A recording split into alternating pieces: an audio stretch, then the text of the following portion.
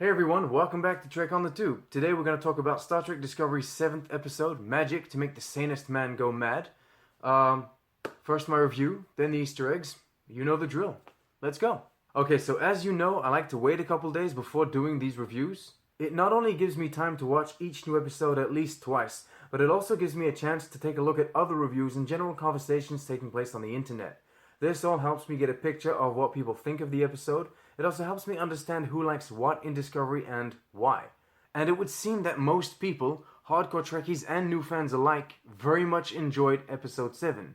Which troubles me because, I didn't. I'm gonna be honest with you, it took me quite a while to figure out what I was gonna say and how I was gonna say it, but I think I got it.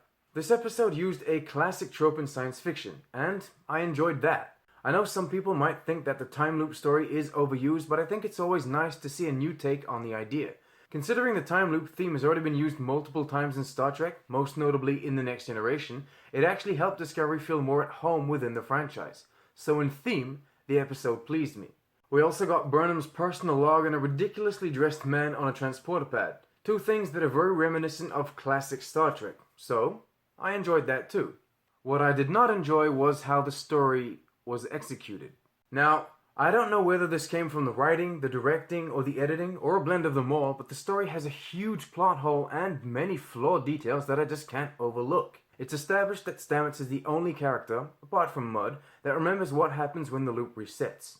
Yet, in the second to last loop, once Mudd has taken Stamets to engineering, Burnham hatches this whole plan which consists of convincing Mudd she's important, then killing herself, and somehow remembers it when the loop restarts. You see, Mudd is forced to reset the loop one last time, and we get an epic montage of each character doing what they have to do in the little time they have. That works for Mudd. Doesn't work for Burnham. She's not supposed to remember anything. Stamets was nowhere to be seen in the previous loop when she hatched the plan. And even if she found a way to tell him her plan so that he could explain everything again in the next loop, he still wouldn't have had the time, considering Mudd now knows exactly what he has to do and when. Every time you actually stop to consider the timeline of the episode, it gets more and more broken. I understand what the idea was. The idea was to follow Burnham rather than Stamets because it gives you a new perspective on the whole time loop scenario. But in the end, it didn't work. The episode was confused and wrong. There were great character moments for sure, Burnham and Stamets, Burnham and Tyler, Mudd and Lorca, but instead of enhancing the reality of the situation, grounding the story, these character moments simply brought less coherence to the established 30-minute timeline. I feel like this episode would have worked a lot better if they'd kept it simple. Make the story about Stamets. This guy is reliving the death of all of his friends, the destruction of his ship on repeat every 30 minutes. And this goes on for more than 50 times. An episode entirely based on his realization of the situation that he's in. His descent into despair and possible madness followed by his triumph would have been amazing. It would also have given the show an opportunity to explain a bit more about the science of his condition. And that's only the big problem. There are plenty of details that make this whole thing even worse. Mudd takes control of the ship, kills the captain, and then Tyler, but Saru's threat ganglia never pop out. It would seem they just forget about that sometimes. How did Mudd even take command of the ship in the first place? Even with 50 or more tries, you can't hack yourself into command of a Starfleet ship. There are safety protocols in place to make sure that kind of thing doesn't happen.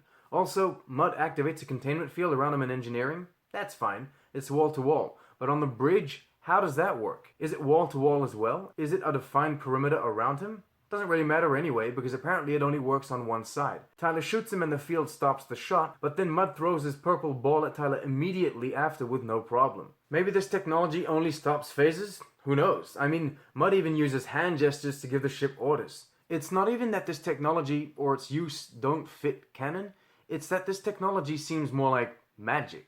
You know what though? The acting is great. The characters are compelling, the CGI is more than acceptable, the props and sets are still absolutely stunning, and even the Gormagander was a great idea. Granted, the name feels a little Fantastic Beasts, but still awesome. I had trouble accepting the frat party at first, but once I took the time to think about it, it was fine.